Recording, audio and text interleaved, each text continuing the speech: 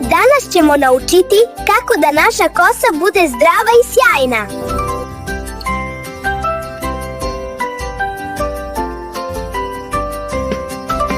Četkanje kose je važno.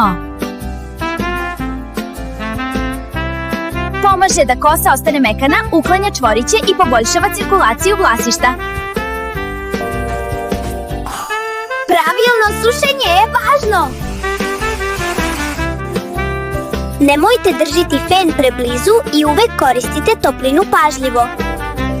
Zdrava išrana pomaže kosi da bude jaka i sjajna. Povrće, voće i mlečni proizvodi su odlični za kosu. Ako redovno negujemo kosu i pazimo na nju, može da bude prava čarolija.